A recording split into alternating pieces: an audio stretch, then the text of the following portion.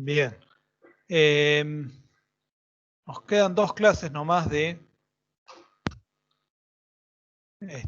fisiología, por lo menos conmigo. No sé con los otros profes cuántas les quedarán. Pero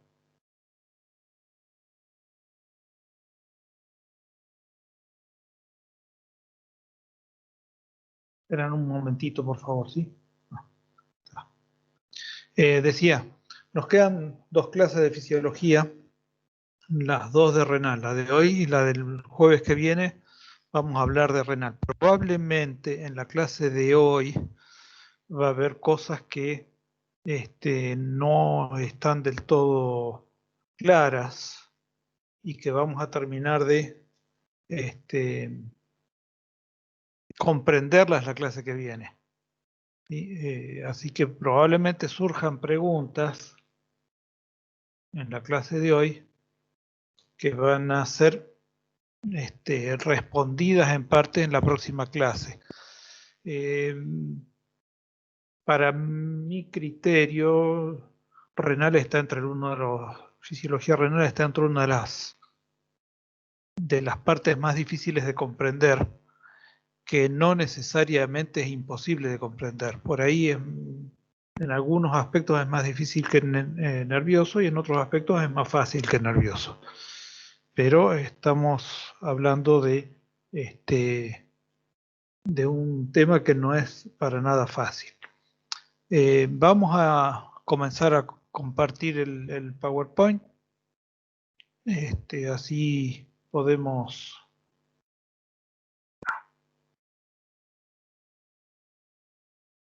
que ver.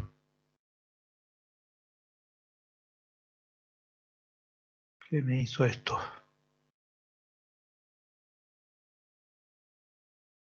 A ver ahora.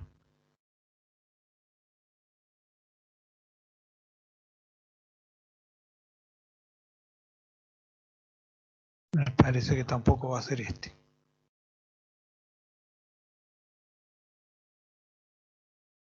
Ahí está. Ahora sí.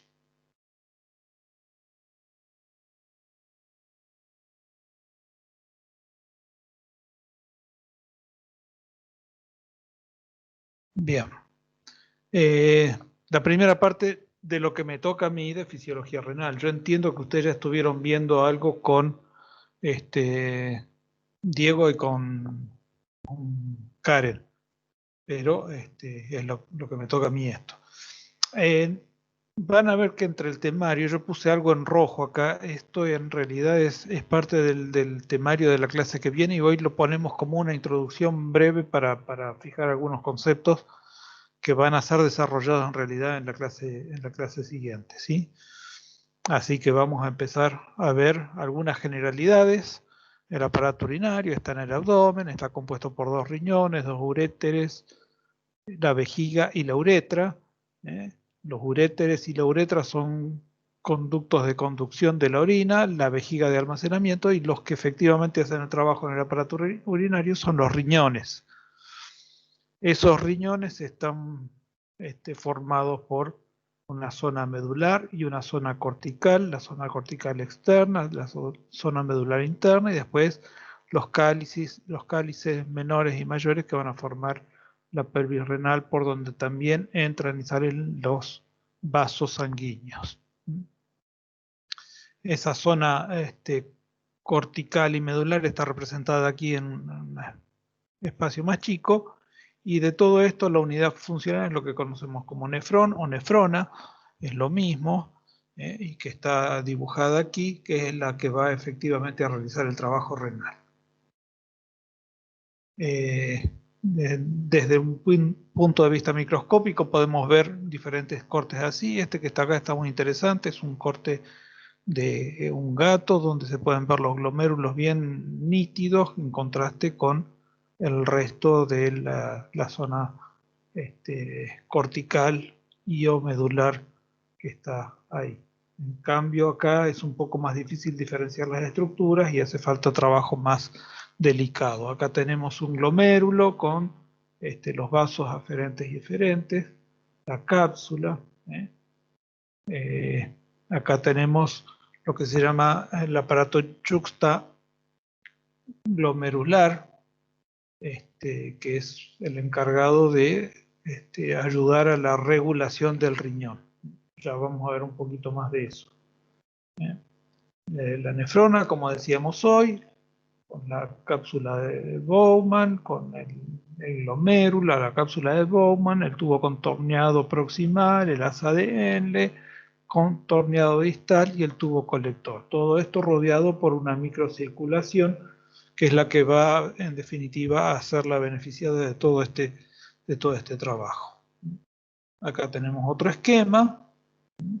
En la zona cortical están los glomérulos, en la zona medular encontramos las asas con lo que se llaman vasos rectos, que son los capilares que van rodeando las asas de Henle. Hay tres tipos de microcirculación. La primera es cuando los capilares se ramifican en la cápsula de Bowman. La segunda son los capilares que rodean los túbulos contorneados proximales en la zona cortical.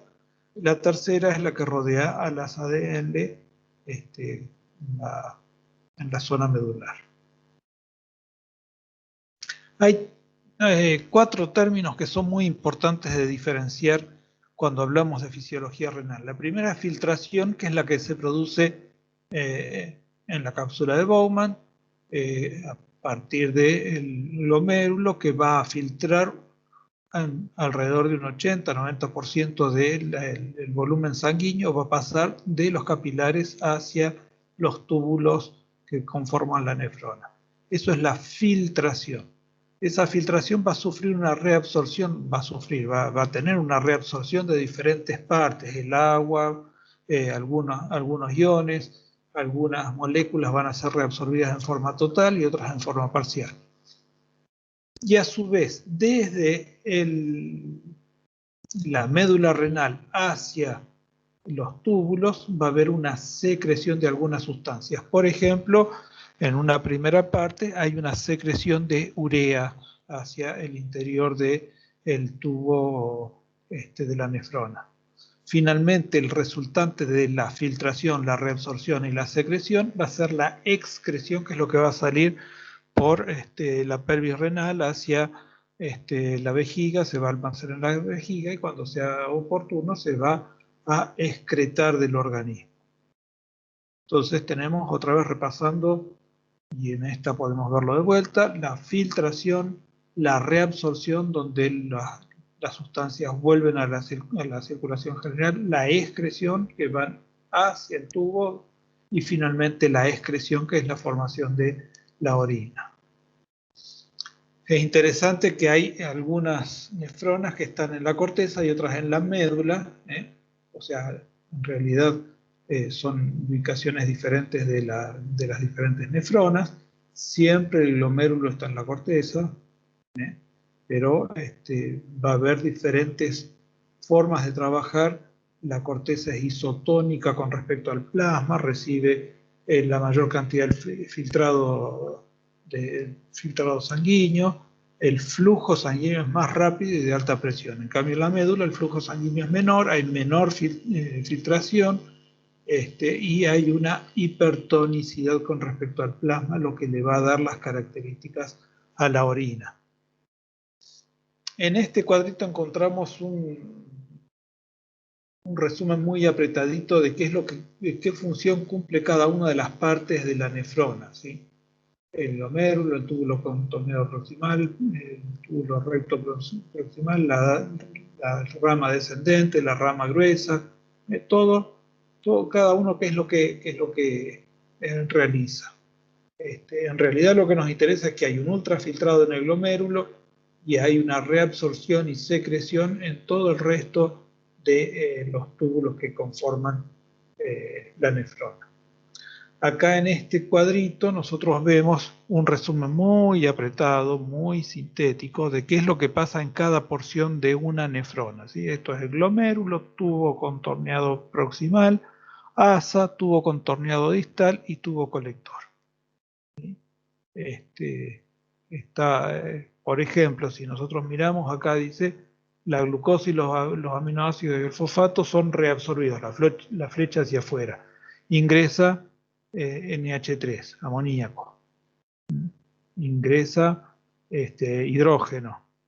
Y acá ingresa hidrógeno.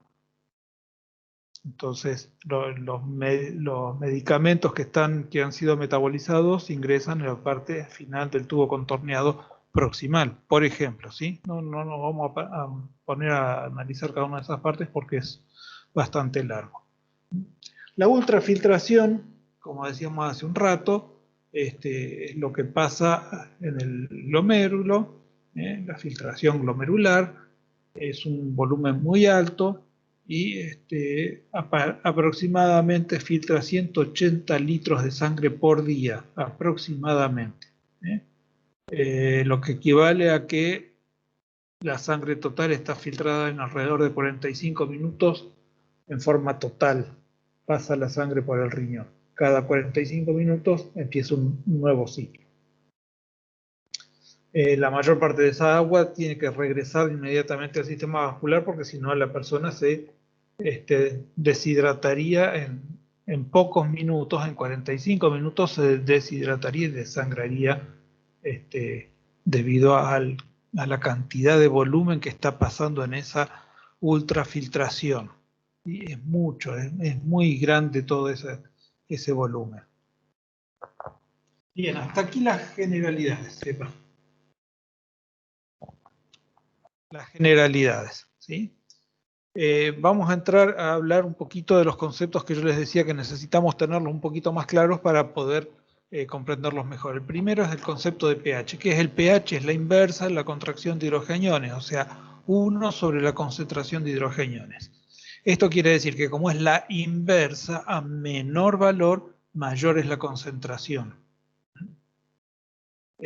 Con un tope de 14 y un pH normal en el organismo de alrededor de 7,4, 7,3 a 7,6 dicen algunos, otros dicen 7,5, pero en general la mayoría de los autores está de acuerdo con un valor de 7,4, la acidez normal.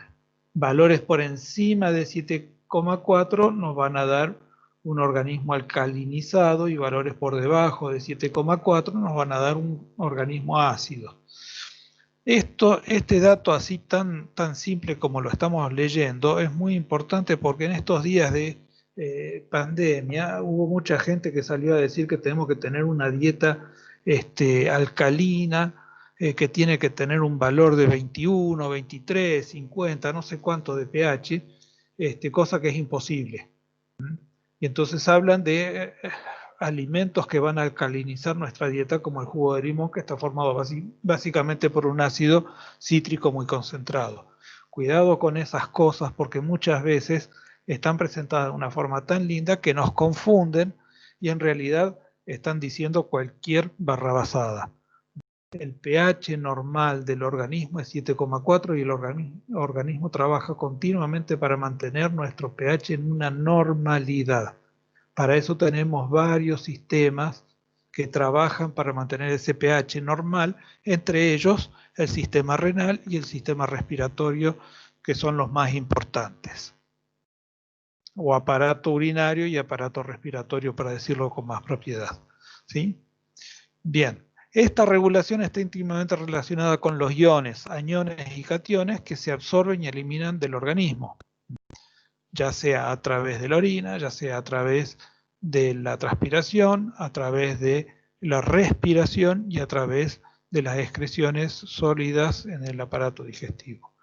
Todo eso va a hacer que se eliminen un montón de iones del organismo que van a mantener nuestro pH en forma normal. Y se van a absorber a través del agua que tomamos, en parte el aire que respiramos y lo que, con lo que nos alimentamos nosotros.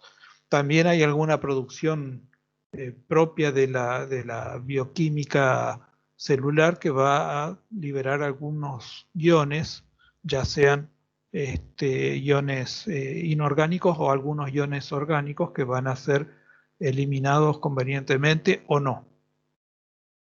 Bien, decíamos que intervienen en la piel, intervienen en la eliminación de la piel, el aparato respiratorio, digestivo y renal, ya lo mencionamos recién. Y los ácidos volátiles se regularán vía respiratoria. Eso de los ácidos volátiles lo vamos a ver un poquito la clase que viene, un poco más en detalle. Simplemente tenemos que decir que parte de la regulación del pH a través de la vía respiratoria tiene que ver con la eliminación de dióxido de carbono y que va a afectar a un sistema buffer o tampón que tiene que ver con el bicarbonato de sodio. Entonces, eso básicamente lo tenemos que ver la próxima clase. ¿Y es volátil por qué? Porque va a través de gases. A través de gases. Mientras que los ácidos fijos no pueden eliminarse, no pueden entre comillas, porque puede haber algún error y se eliminan. Y por otro lado tenemos ácidos que van a estar actuando dentro de los túbulos renales, que también los vamos a ver con más detalle en la clase que viene. Primer tema de la clase de hoy, mecanismos de acidificación y alcalinización de la orina. Van a ver que hay muchos conceptos que se repiten porque se van viendo desde diferentes ángulos, ¿sí? Por ahí vamos a estar hablando de la aldosterona y de la antidiurética, sin embargo, al final vamos a volver a tomarlo. Ahora vamos a hablar de la acidificación y alcalinización. Obviamente que esto tiene que ver con el tipo de iones que están dando vueltas en nuestro organismo. Los riñones controlan ese equilibrio ácido-básico excretando orina más ácida o más básica, con mayor cantidad de iones positivos o negativos.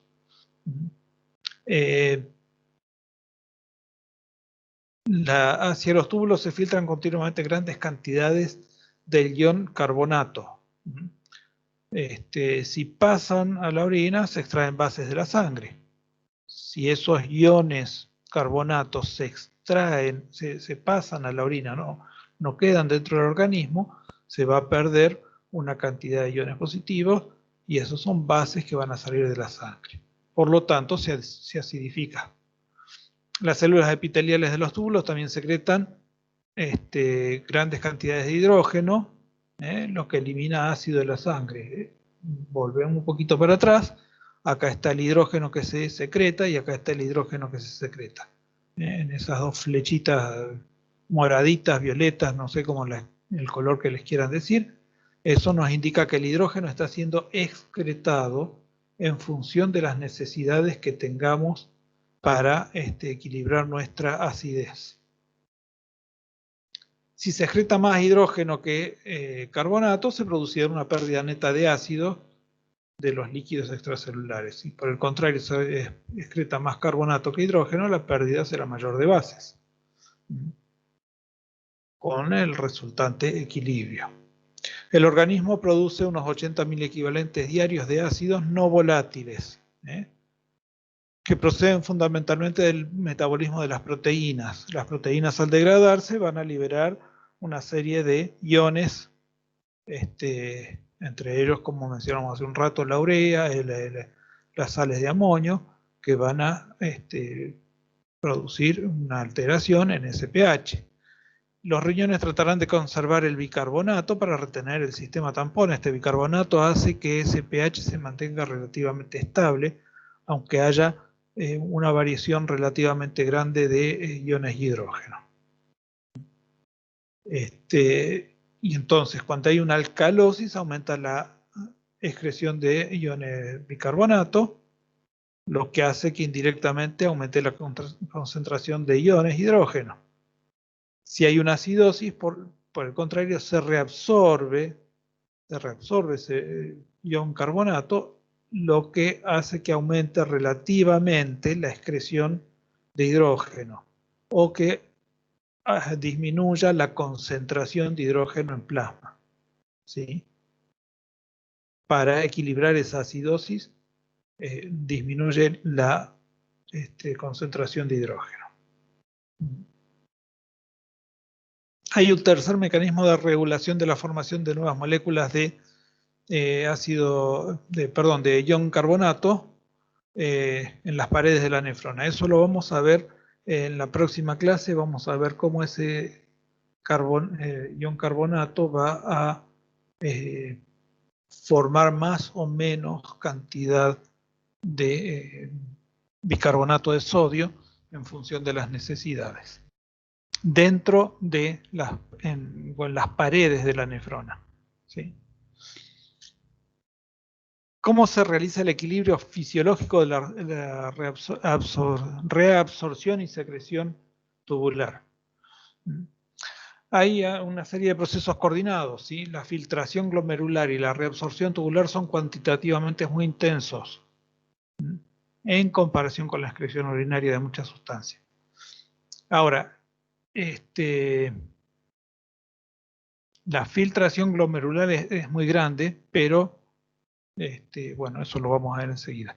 Esto significa que un pequeño cambio en la filtración o en la reabsorción podría causar una diferencia importante de la cantidad de excreción urinaria.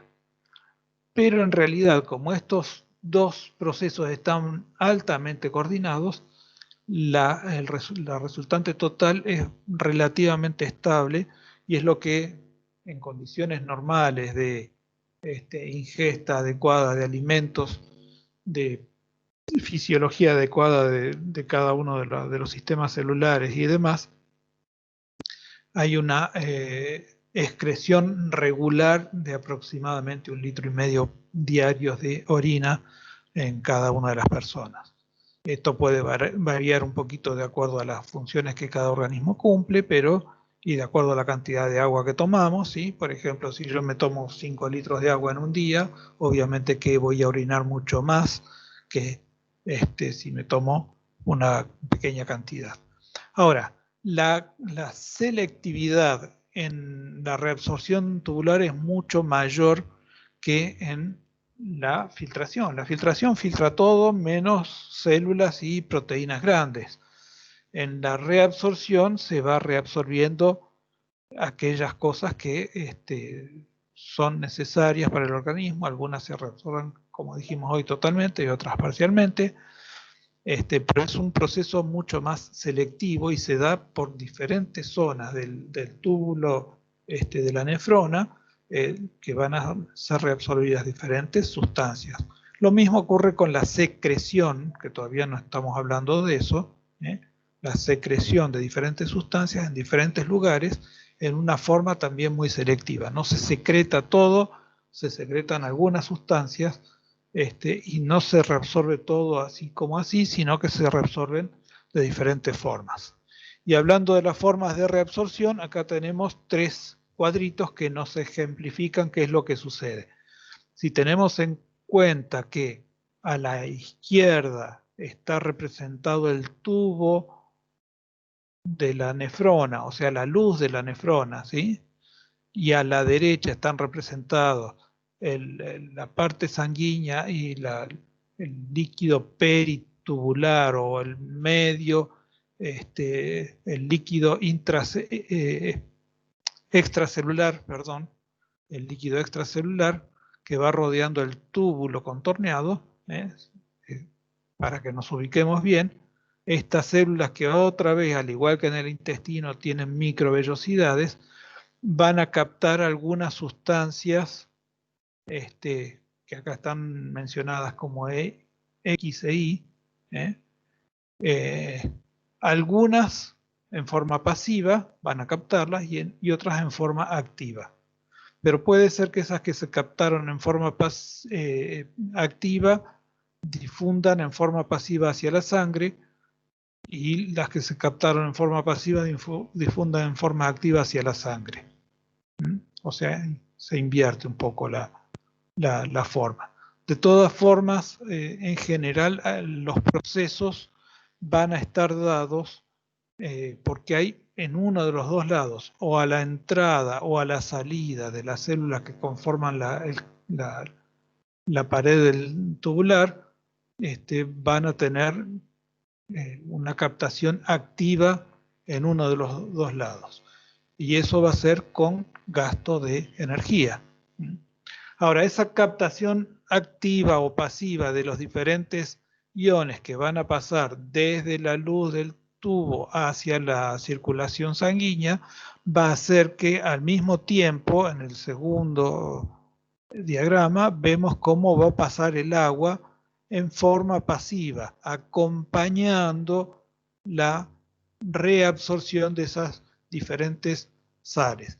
Especialmente acá está representado el sodio. El sodio juega un papel muy importante en la reabsorción de agua hacia la circulación nuevamente. Y por último hay un tercer, hay una de paso que es a través de equilibrar las concentraciones, de una zona donde están más concentradas a una zona donde están bajamente concentradas. Eso hace que pasen sin gasto de energía. Es una reabsorción pasiva mediante la difusión de una zona más concentrada a una zona menos concentrada. Esto puede tener que ver un poco con la reabsorción, por ejemplo, de la glucosa. La glucosa es reabsorbida con gasto de energía, juntamente con el sodio,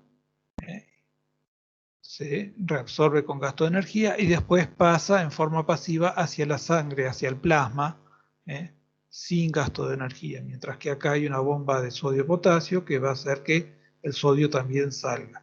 La glucosa acá entra con gasto de energía y acá el sodio sale con gasto de energía.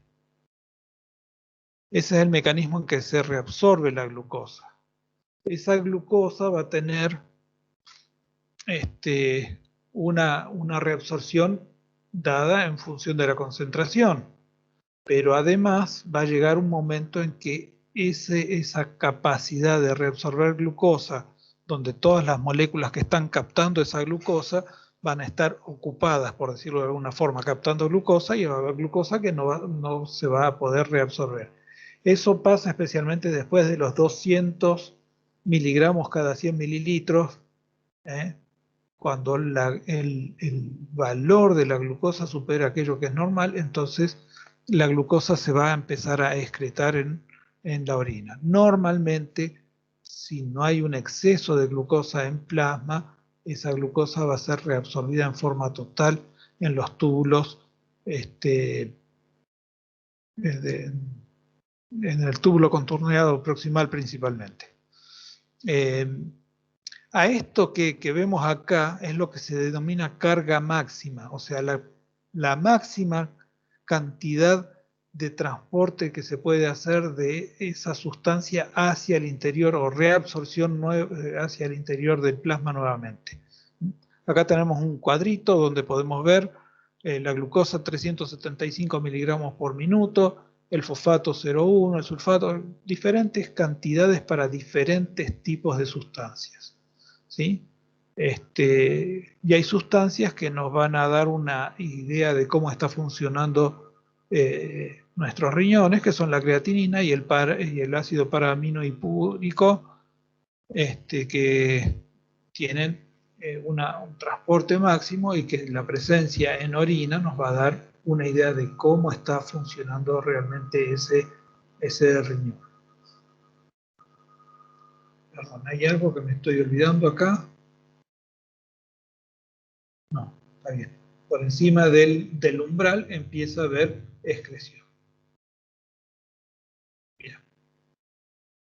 Regulación hidroeléctrica.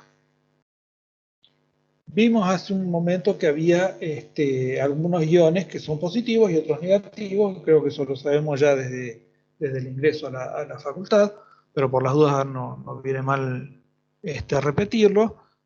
Iones positivos como por ejemplo el hidrógeno, el sodio, el potasio. Iones negativos, el cloro, el más importante. Puede ser algún otro como el sodio, o iones fosfato, iones carbonato, que pueden estar también trabajando para regular el componente eléctrico de las secreciones y del plasma también. ¿Sí? El ACL de las nefronas yuxtaglomerulares está especializada en la creación de un gradiente osmótico en la médula renal, de forma que el líquido en la parte más externa de la médula, cerca de la corteza, tiene una osmolaridad menor que el líquido en la parte interna de la médula, cerca de la pelvis renal. Esa osmolaridad aumenta mucho, no es que aumenta un poquitito, aumenta mucho a medida que nos vamos acercando a la parte más interna de la médula renal, ¿sí? Mientras que en la corteza es isoosmótica, en la médula, cuanto más profundo estamos, mayor es la osmolaridad. Este gradiente es vital para la capacidad de los riñones de conservar agua. Después lo vamos a ver un poquito más desarrollado, ¿eh? Pero tanto en las asas como en las nefronas yuxtaglomerulares, las asas de las nefronas yuxtaglomerulares, como en los conductos colectores, es importante para la reabsorción hídrica. Acá tenemos un cuadrito donde vemos los mecanismos para reabsorción de agua, ¿sí? Cuando se reabsorbe el sodio, hay un potencial negativo en la luz y ese potencial negativo hace que se reabsorba también en forma pasiva el cloro. Esa reabsorción de sodio hace que se reabsorba agua y aumenta la concentración del cloro en la luz, aumenta el potencial negativo y aumenta la concentración de urea en la luz. Y como consecuencia va a haber una reabsorción pasiva de urea también. Pero la cantidad de sodio va a afectar a la reabsorción de agua y a la concentración de cloro. El volumen y la osmolaridad, ¿cómo lo regulamos? Que me apuré. El volumen, podemos decir que el volumen se regula a través de la cantidad de plasma filtrado, se regula a través de la reabsorción de líquidos y se regula a través de la secreción, que generalmente es poco y nada, ¿sí? De todo esto vamos a tener una regulación del volumen que se va a excretar, de la suma de la filtración. Si a la filtración le restamos la reabsorción y le sumamos la secreción, nos va a dar el volumen excretado. La regulación de la filtración se realiza por dos vías. Una es la vía miógena y otra es la secreción paracrina. Después hablamos de la presión baja. La vía miógena tiene que ver con la acción del sistema del sistema simpático sobre los músculos que van a estar rodeando aquellos túbulos, los músculos lisos, y más que los túbulos, perdón, las arterias aferentes. De acuerdo a la presión que soporten esas arterias, va a haber un estiramiento del músculo liso que está rodeando esa arteria. Eso va a hacer que haya mayor contracción, mayor resistencia y disminuya la presión capilar en el glomérulo. Si disminuye la presión capilar en el glomérulo, hay una retroalimentación negativa y tendría que aumentar de alguna forma la presión capilar glomerular. Si aumenta esa presión, aumenta la filtración del glomérulo. Si disminuye la presión en el glomérulo, disminuye obviamente la filtración glomerular, que es lo que está faltando acá en el cuadro. Ese es lo que se llama la vía miógena, o sea, tiene que ver con la distensión o contracción del músculo liso alrededor de los vasos sanguíneos, la arteriola aferente principalmente. El otro sistema es la secreción paracrina. La presión va a actuar sobre la mácula densa. Ya vamos a ver qué es la mácula densa. Y esa mácula densa va a actuar a través de algo que no me deja ver acá, la secreción paracrina, que va a provocar una constricción, un aumento de la resistencia y una disminución en la cantidad de filtración porque baja la presión. Y acá al final dice ojo con la presión arterial baja, que es lo que vamos a ver enseguida. ¿Qué pasa cuando baja la presión arterial? Si hay, por ejemplo, una hemorragia o hay una sudoración intensa, el volumen sanguíneo disminuye. Eso hace que disminuya la presión venosa, va a afectar por un lado al corazón y va a afectar a los vasoreceptores por otro lado,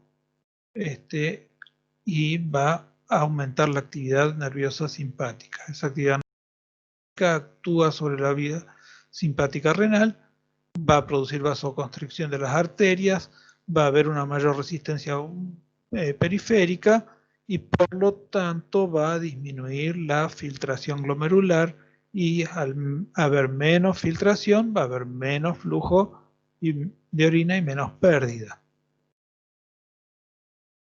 Eso a su vez trabaja sobre el corazón, lo que hace que disminuya el retorno venoso, disminuye el gasto cardíaco, esto de fisiología 1, disminuye la presión arterial y otra vez volvemos sobre lo mismo, disminuyendo la filtración glomerular.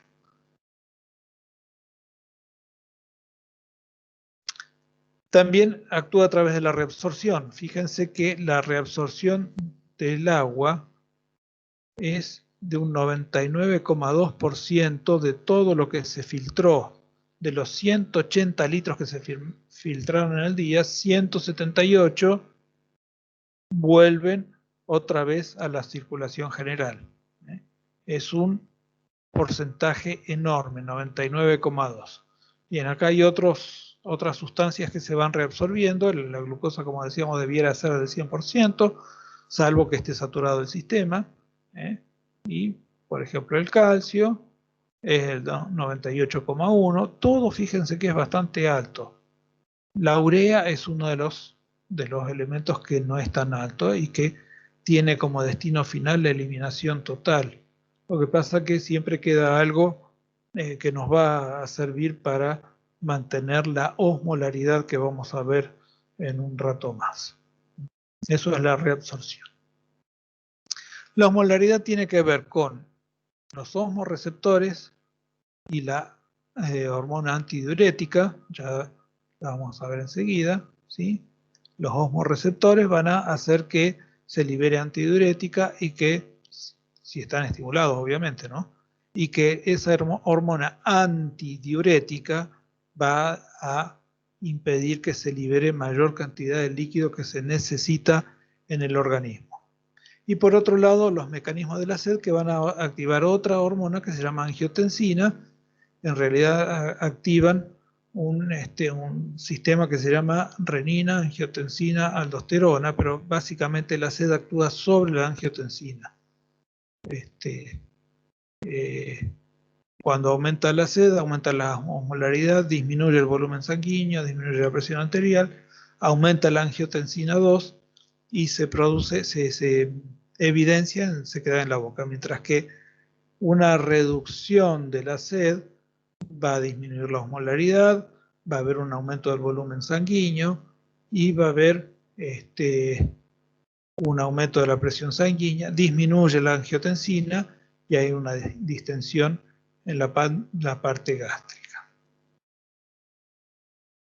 Decíamos recién la osmolaridad, que necesitamos la urea y demás. Este cuadrito acá nos resume cómo hay un cambio de osmolaridad a lo largo de la parte medular, como si bien en la parte del tubo contorneado proximal la osmolaridad es de 300, después va aumentando, hasta llegar hasta 1400, depende cuán profunda sea esta asa, cuán larga sea esta asa, entre 1200 y 1400 miliosmoles vamos a tener en comparación con los 300, y después esa orina en la parte final del tubo contorneado distal puede llegar a 100 miliosmoles. Otra vez aumenta en el túbulo colector, y todo esto tiene que ver con la captación de sodio, potasio, y los diferentes iones, y con la circulación de agua y la reabsorción de urea, la secreción y reabsorción de urea.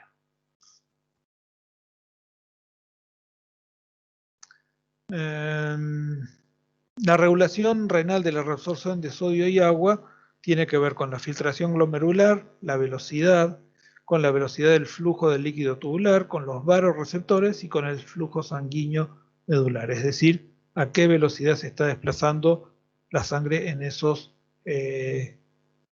capilares renales. Los varoreceptores están localizados en las paredes de las arteriolas aferentes que responden a los cambios de la presión arterial. Cuando son estirados, estimulan las células yuxtaglomerulares y liberan renina. Esa renina es una hormona que libera el riñón a partir de células yuxtaglomerulares. Y si es yuxtaglomerulares, ¿están dónde? Pegaditas al glomérulo. Vamos a adelantar un poquito esto. Acá hay un esquema. Acá tenemos la arteriola eferente por donde sale, la arteriola aferente por donde entra, y entre medio de los dos pasa el túbulo contorneado distal, y en ese lugar hay unas células especializadas que son las que van a elaborar la renina. Esto se lo llama aparato yuxtaglomerular, ¿sí? Acá está el glomérulo y acá están las arteriolas aferentes y eferentes, y la rama del túbulo contorneado distal o ascendente gruesa va a formar en esa zona células especializadas que van a liberar la renina. Volvemos a donde estábamos. Sí, liberan la renina. Esta renina es la que va a activar el sistema renina, angiotensina, aldosterona.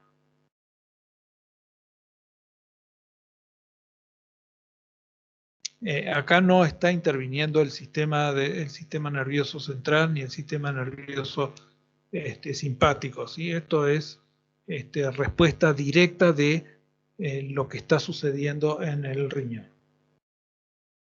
El flujo sanguíneo medular puede aumentar. Si aumenta ese flujo, disminuye el gradiente de concentración del intersticio medular. Disminuye la cantidad de reabsorción de solutos, y en la rama ascendente hay una disminución de la reabsorción de agua en la rama descendente del ACL. Bien. Hay lo que se llama un sistema contracorriente, que lo explicamos en algunas partes muy rápidamente. Acá yo lo traté de sintetizar porque en realidad es bastante más complejo que esto. Si no recuerdo mal, en el Guyton lleva 3 o 4 páginas para explicarlo. El transporte activo de sodio en el asa descendente provoca la salida de agua en forma pasiva, como habíamos visto en el cuadrito hoy al principio. Determinadas sustancias provocan la salida del agua en forma pasiva desde la luz del túbulo contorneado del asa descendente del túbulo de la nefrona, en forma pasiva. En el asa ascendente, la permeabilidad del agua es casi nula, lo que genera que aumenten los iones en la médula renal y se diluya en la orina en el túbulo distal. ¿Sí? Lo que habíamos visto hace un momento atrás, acá, acá hay permeabilidad del agua en la parte descendente. En la parte ascendente no hay permeabilidad del agua, con lo cual hace que, como se sigue reabsorbiendo sodio, potasio y todos los iones, la orina que está acá se empieza a diluir y empieza a tomar una osmolaridad menor que la normal. Por eso llegamos acá a 100, 200, 100, 150. Eso tiene que ver con que el agua no sigue escapándose, y como se siguen reabsorbiendo iones, la orina queda finalmente diluida. En el túbulo colector el agua es nuevamente absorbida dependiendo de la hormona antidiurética en mayor o menor cantidad. Es decir, si se secretó hormona antidiurética va a haber mayor reabsorción de agua, y si no se secreta la hormona antidiurética va a haber menor cantidad de reabsorción de agua en el tubo colector, ¿sí? No estamos hablando de las otras partes de la nefrona. La reabsorción de urea en el túbulo colector aumenta la osmolaridad en la médula renal. La urea se secreta en el asa descendente. La urea se secreta acá y se reabsorbe en el túbulo colector. Esa reabsorción de alrededor del 50%, un poco más tiene que ser, de urea, hace que aumente la osmolaridad más todavía en la zona medular. ¿Por qué se llama contracorriente? Porque en realidad el agua está circulando en un sentido contrario al que viene circulando la orina. Va a salir del túbulo colector y va a ir hacia los capilares. Por eso se lo denomina contracorriente.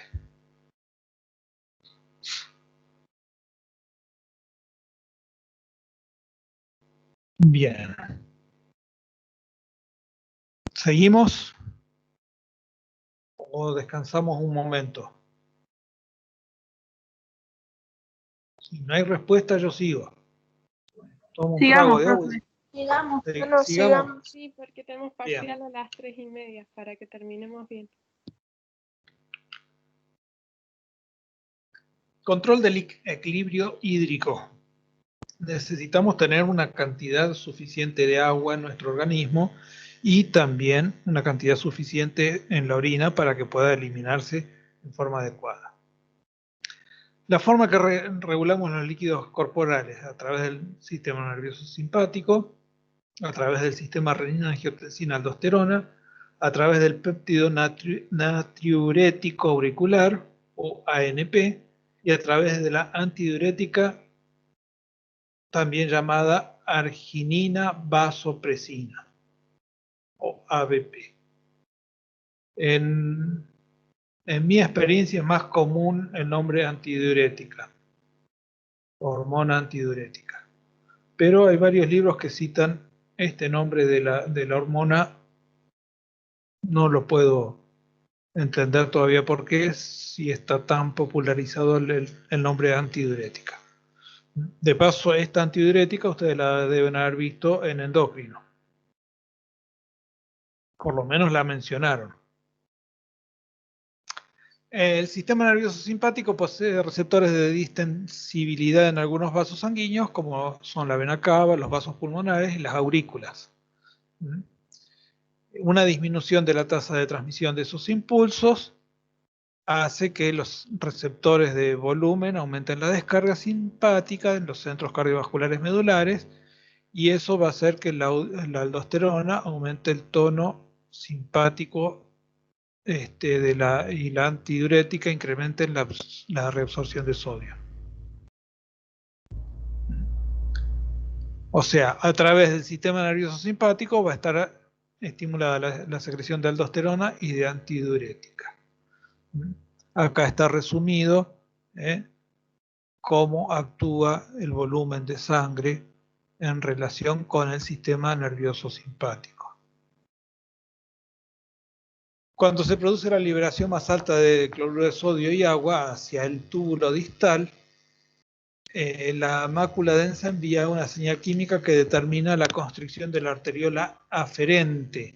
Si se constriñe esa arteriola, va a haber menor flujo sanguíneo hacia el glomérulo y va a reducir la cantidad de filtración en el glomérulo. Por lo tanto, el volumen de orina original, podríamos llamarla de esa forma, que está ingresando a la nefrona.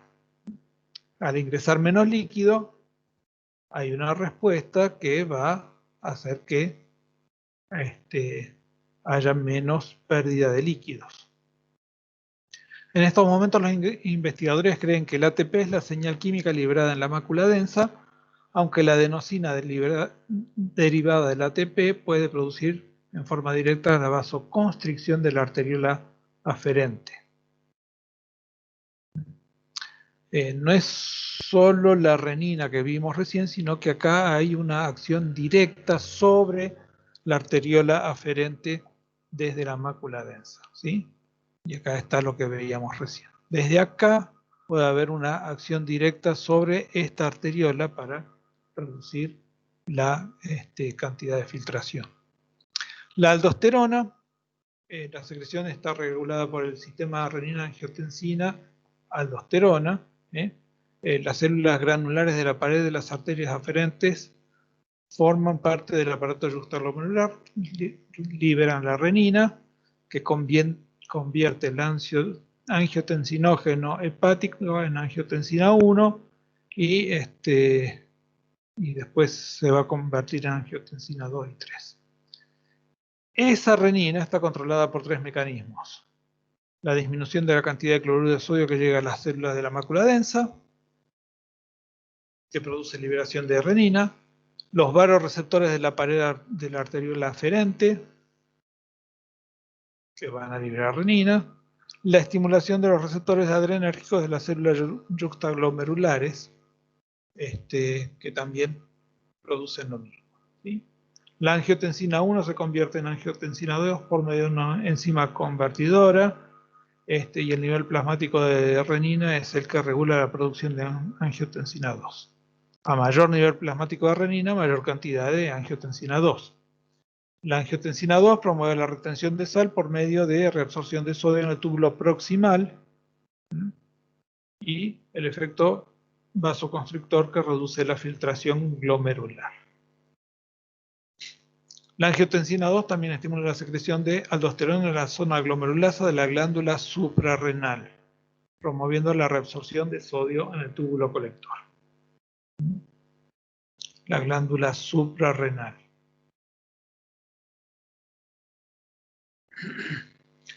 Los factores natriuréticos, conocidos como AMP, son un péptido que liberan, que se libera como consecuencia de la distensión auricular en el corazón, ¿sí? Y que inhiben la reabsorción de sodio. ¿Por qué pasa esto? Porque si la aurícula está muy distendida, necesita menor cantidad de sodio para que retenga menor cantidad de agua. Entonces, al retener menos sodio, retiene menos agua y disminuye la presión arterial. Ese sodio, en lugar de ser reabsorbido, va a ser eliminado junto con la orina.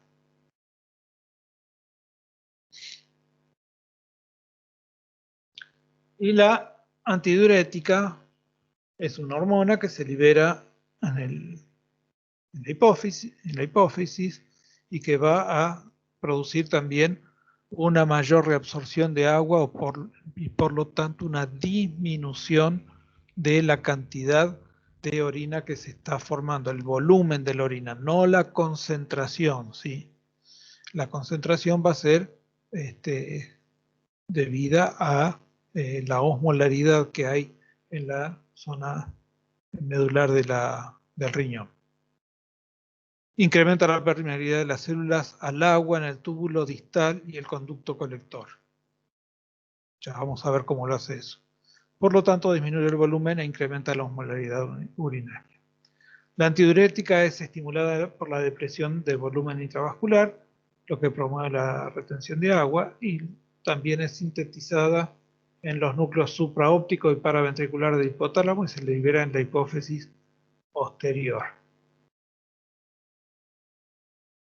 Si es sintetizada en estos núcleos, será neurohipófisis o adenohipófisis. Silencio. Ya pasó ese parcial.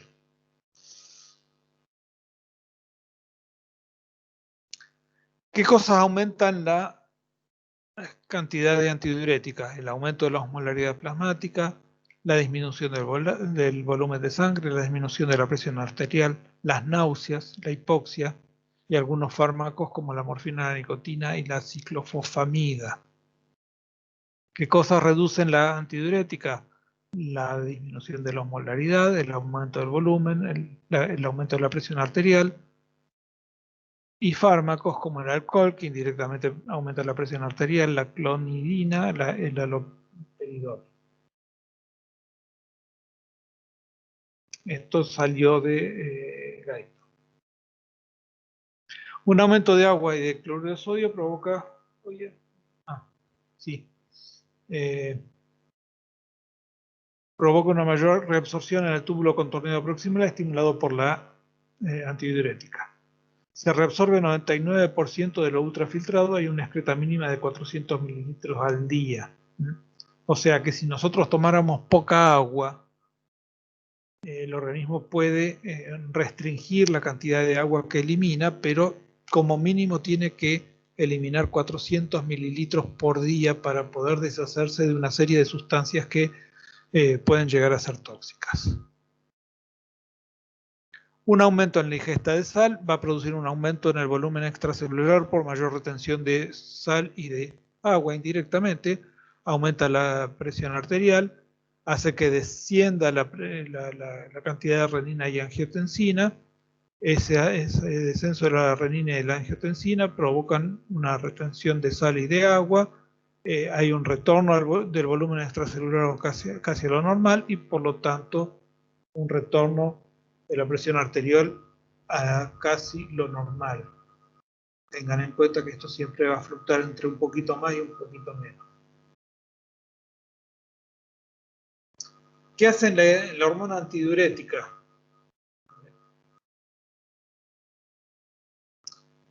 ¿Qué efecto tiene? En el túbulo colector va a hacer que el líquido que contiene a través de un ambiente hipertónico con el fin de vaciar la orina en los cálices, mientras que la médula, el líquido circulante de los túbulos colectores es hipertónico, la corteza del líquido pasa hacia los túbulos colectores, es hipotónico. ¿Se acuerdan que tenía una osmolaridad de 100 contra 300? Como resultado de la extracción activa de sal por parte de la rama ascendente del asa. Como resultado de la extracción activa de sal por parte de la rama ascendente del asa. La región medular del túbulo colector es impermeable a la alta concentración de sodio que lo rodea. Sin embargo, la pared del túbulo colector vuelve a ser permeable al agua. A raíz de que el líquido intersticial circundante de la médula renal es muy hipertónico, el agua es extraída del túbulo colector por ósmosis. Y el agua no diluye el líquido intersticial circundante debido a que los capilares la transportan a la circulación general. De este modo, casi todo el agua que permanece en el filtrado es devuelta al sistema vascular.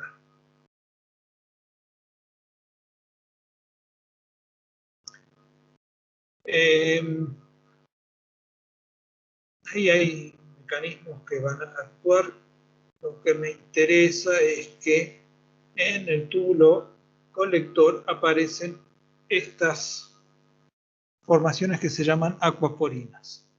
Las acuaporinas atrapan agua dentro del citoplasma de las células del túbulo, de la pared del túbulo, y cuando aparece la hormona antidiurética hace que estas acuaporinas fusionen su membrana con la membrana plasmática, y el agua que estaban atrapando desde la célula ahora la liberan a la luz. A la luz de la zona interna, no del túbulo, ¿sí? Al líquido extracelular. Entonces, cuando está la hormona antidiurética, produce eso y esa membrana va a permitir el flujo de agua hacia adentro, hacia el interior del organismo. O sea, va a retener más fácilmente el agua. Ese es el efecto de la antidiurética. Al retener el agua de esta forma, impide que se excrete junto con el resto. Bien. Ya hablamos de estas moléculas, pero vamos a mencionar algunas cosas más. El sistema renina-angiotensina-aldosterona está en respuesta a la concentración baja de sodio y al flujo lento de líquido tubular. Las células yuxtaglomerulares producen la renina activa la angiotensina, Y la angiotensina va a estimular la liberación de aldosterona desde la médula suprarrenal, o sea, la glándula, la zona central de la glándula va a liberar aldosterona. La zona cortical de la suprarrenal liberaba corticoides. Va a ejercer una acción vasoconstrictora sobre las arterias aferentes y eferentes, lo que conduce a un descenso de la filtración glomerular y de la retención de sodio. La aldosterona se une a receptores de mineralocorticoides citoplasmáticos en la última parte de los túbulos distales y en los conductos colectores y estimula la retención de sodio y agua y la secreción de potasio. La aldosterona aumenta los canales de sodio. Además de inducir la retención, aumenta los canales de sodio. ¿Para qué? Para que pueda retenerse mayor cantidad. Eleva la actividad en la sodio-potasio TPasa y va a hacer que aumente más la retención de sodio y agua, limitando las pérdidas de orina. Contrario a esto, el llamado péptido natriurético auricular que se produce en los miocitos de la aurícula derecha del corazón, se libera hacia la sangre en respuesta al estímulo auricular, cuando aumenta el volumen de la angiotensina 2 por la enzima conversora en el pulmón y otros tejidos. La angiotensina 2 estimula la liberación de mineralocorticoides del mineralocorticoide aldosterona. Y también tiene efectos sobre el riñón, o sea, no solo actúa sobre la producción de aldosterona, sino que además va a tener un efecto sobre el riñón, que estimula directamente la reabsorción de sodio. Y en este caso no es en el distal, sino en el proximal. La angiotensina actúa sobre el proximal, la aldosterona actúa sobre el distal y sobre el colector.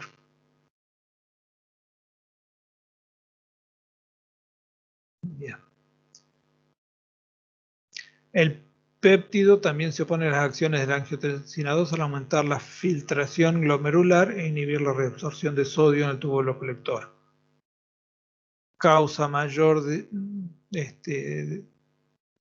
eliminación de sodio, natriuresis, y mayor eliminación de orina, diuresis, lo que reduce el volumen del líquido extracelular. Como se está eliminando agua y sodio, va a disminuir el volumen del líquido extracelular.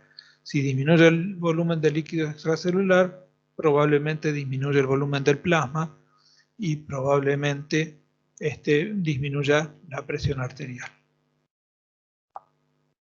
La urodilatina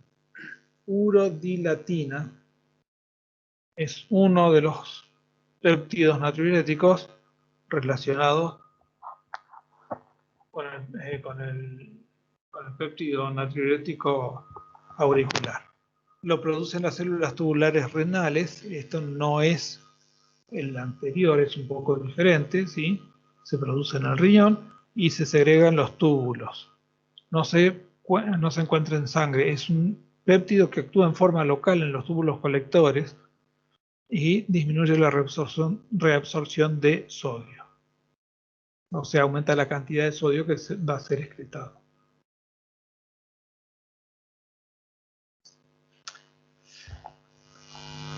¿Qué pasa cuando hay cambios en el plasma y en la osmolaridad, en el volumen y en la osmolaridad del plasma? El control del líquido extracelular es un proceso continuo, de forma que los cambios de la osmolaridad y el volumen del plasma envían señales múltiples a los sistemas nerviosos y hormonales para regular la concentración y dilución de orina por los riñones. Estos sistemas se integran en una respuesta general al aumento o disminución del volumen del líquido extracelular y, como dijimos, afecta también a la presión sanguínea en forma indirecta. Cuando disminuye el volumen del plasma se activan sistemas de conservación de líquido y sodio. ¿Sí? Son los que vimos hace un momento. ¿Cuáles eran?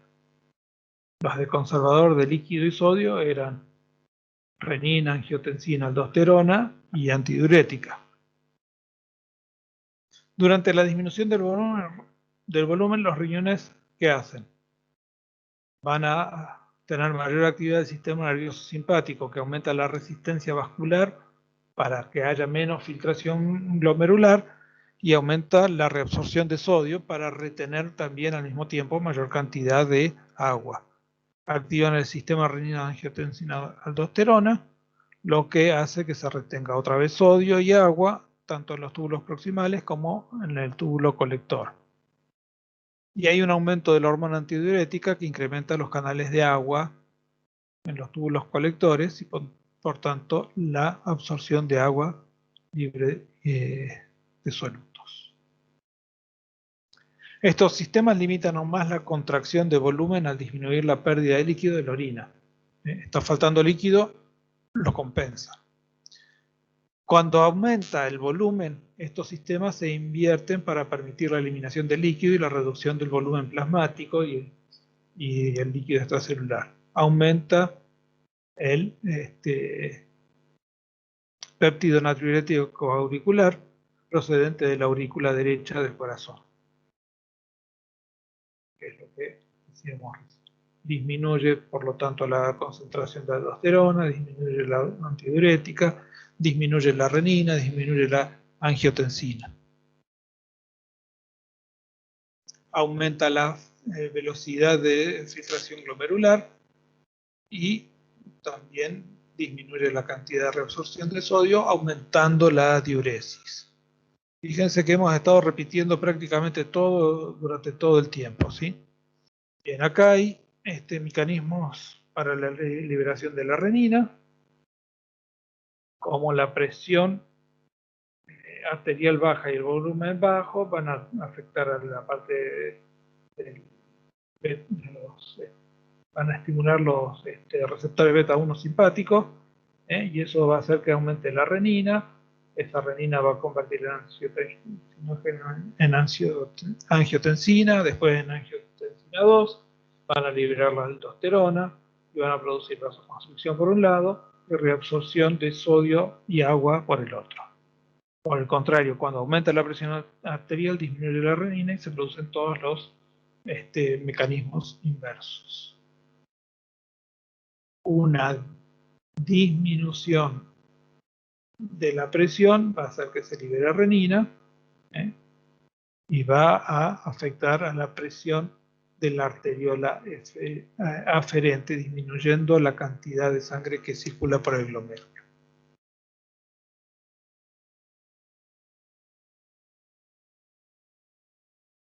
Cuando disminuye el volumen, va a afectar al encéfalo para que aumente la antidiurética, va a afectar al corazón para que disminuya el péptido natriurético auricular, va a afectar a los pulmones para que haya mayor conversión de angiotensina 2 y para que aumente el aldosterona. Con los siguientes resultados. Cuando hay una expansión de volumen, aumenta el natriurético de parte del corazón y disminuyen todos los otros sistemas, aumentando la excreción y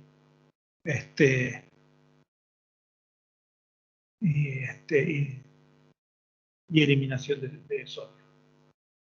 Bien, esto es todo hasta acá. Este que está acá a la derecha, perdón, a la izquierda soy yo, hace como 40 años atrás, cuando terminaba el secundario. En esta foto aparece este rubio que está acá, es un tío de Camila Manzanzani, y el resto no creo que ustedes los conozcan. Bien, esto es todo por la clase de hoy. No sé si hay alguna pregunta. No, profe.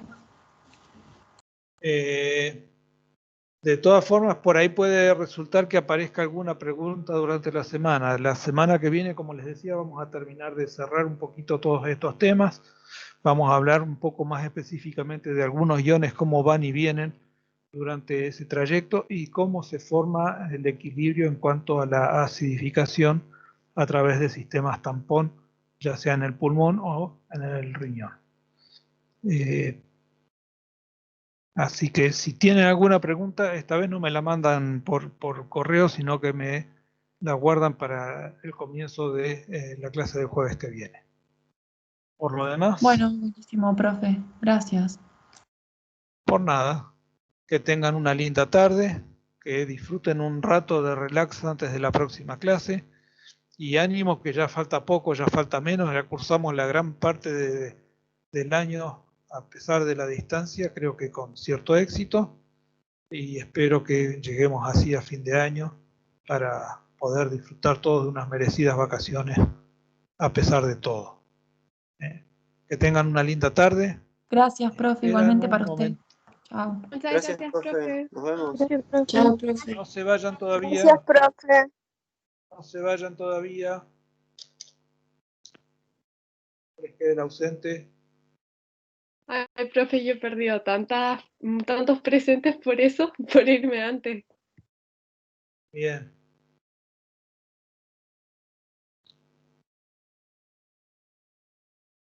Ahora sí, ya estamos. Ahora sí. Bueno, buenas tardes, que pasen Gracias, lindo. profe. Chao, Nos profe. A vemos. descansar. Chao, profe. Hasta luego. Chao, profe. Chao.